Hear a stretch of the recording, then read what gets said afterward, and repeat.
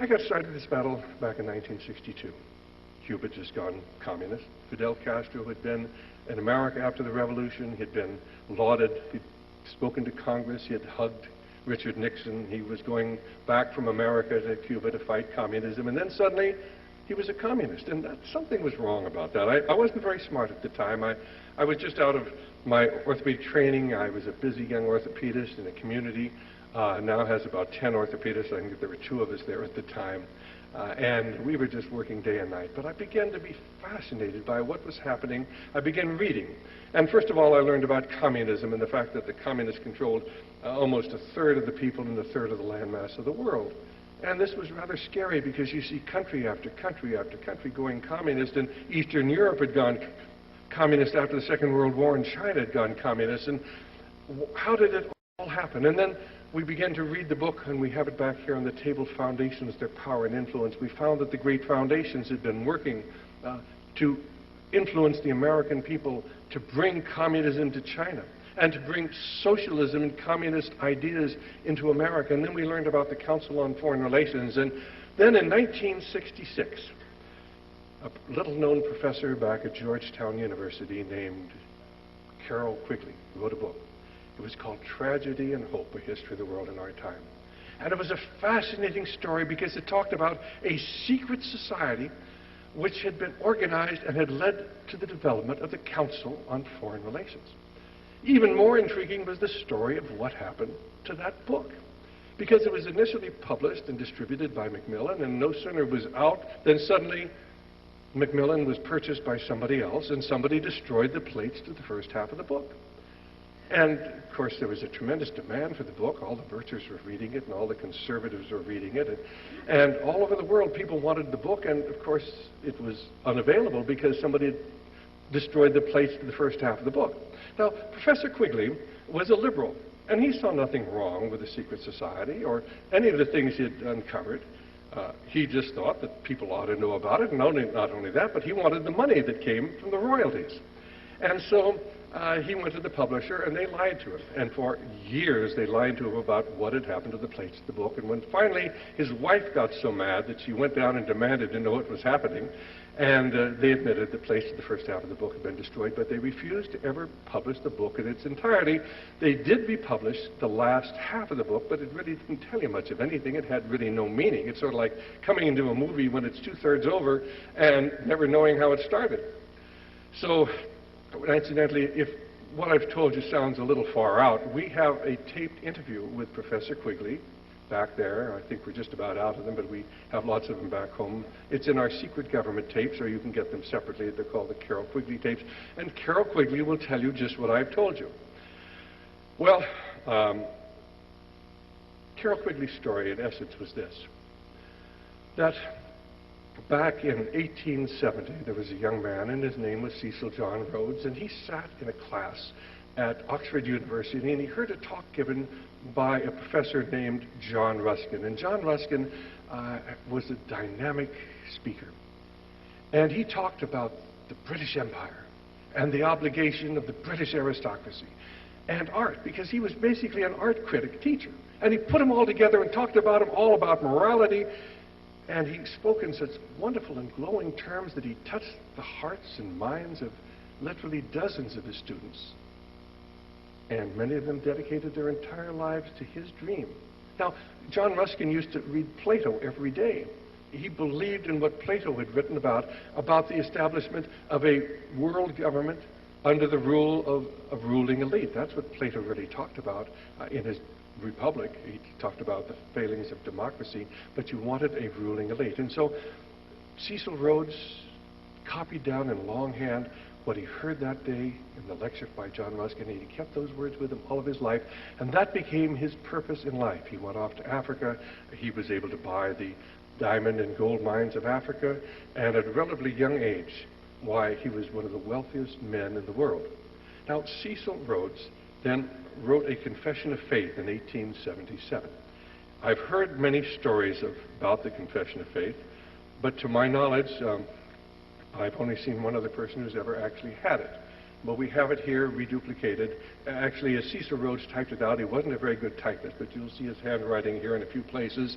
And this is the Confession of Faith, and what he basically said is the fact that why shouldn't we form a secret society to take over control of the world? The idea gleaming and dancing before one's eyes like a will-o'-the-wisp at last frames itself into a plan. Why should we not form a secret society with one object, the furtherance of the British Empire, for the bringing of the whole uncivilized world under British rule, and the recovery of the United States, for the making of the Anglo-Saxon race, but one empire?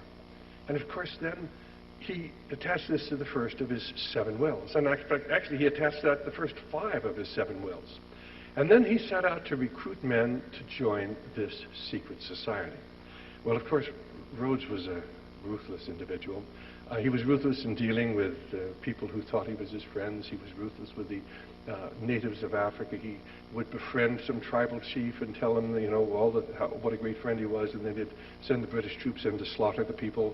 He went into the Transvaal Republic, the Orange Free State, and befriended the Afrikaners, and then tried to create a revolution there in 1895. And finally, they got the Boer War going in 1899, and the Boer War was certainly one of the bloodiest wars. I mean, you're talking about you know, a very, very small nation. The Afrikaners, there weren't that very many of them. But at the end of the war, there were 100,000 British casualties, and only 7,000 Boers were killed. One of the greatest tragedies of all time for the British. Well, we know a little bit from reading Tragedy and Hope, and that is that the secret society actually was formed. And in the inner core of that secret society, according to Professor Quigley, there were 3 men: William Stead, Lord Milner, and Lord Brett. Now, William Stead was the publicist, and he handled the propaganda in London, whipping up support for the war. Milner was the High Commissioner in South Africa, who promoted the war. And of course, Lord Brett, Brett, who later came to be known as Lord Esher. Lord Esher was the advisor to the King of England. And of course then, so they used the king, they manipulated the king, they manipulated the press, and they had their war going. And of course, at the end of the war, why Milner took over control of everything. Cecil Rhodes had died in 1902. And then, of course, Milner got together a group of young men who'd come to help him to rebuild. Now, they destroyed South Africa. They burned all the farms. They killed all the animals. They destroyed everything. And now they had to rebuild it after destroying it. And so a group of young aristocrats came from England, and they joined with Milner. They came to be known as Milner's Kindergarten. And then in 1909, they returned to England after rebuilding this nation that they destroyed to form something that was known as the Round Table. And the Round Table then operated as a front group for the secret society. And of course, it was operational then during the First World War. And although Professor Quigley doesn't really tell you, they were instrumental in creating the First World War. They were the dominant force in bringing England into that war. And the man who was primarily responsible was Sir Edward Grey, the British foreign minister, who, although Quigley denies it, was obviously part of their movement, and we can tell you later how we know that.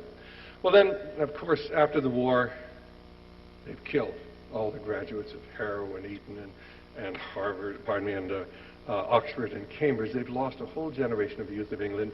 And so they approach Americans at the Paris Peace Conference, and they say, you've got to take over leadership. I mean, we want to have world government under Anglo-Saxon domination. The only country that can do it is America. And then Professor Quigley tells us how the Council on Foreign Relations was formed out of these meetings. It's all there in the book. And of course, he tells us how they took over the control of our banks and our foundations and our corporations, how they took over the control of our government. It's all in Tragedy and Hope, a history of the world in our time. No wonder somebody destroyed the plates to the first half of the book. Well, it's a fascinating summary. If you read pages 324 of the book, he tells you how the central banks are going to work to create a feudalistic system throughout the world. On page 325, he tells you the most carefully kept secret of banking, and that is that banks create money out of nothing. On page 866, he will tell you what the plan is. You're going to have elections, but it's not going to make any difference who you vote for, because they're going to control who gets elected. And they're going to number every one of you at birth. They're going to follow you through life, through your education, your service, maybe voluntary, maybe military, through your health insurance, your disability benefits, your old age benefits, and even the death benefits. And you're going to be totally controlled. Isn't that wonderful? And he thought that was really wonderful because he looked upon us common people as the petty bourgeois. That was his term. The people who supported Barry Goldwater. He had total contempt for you and I.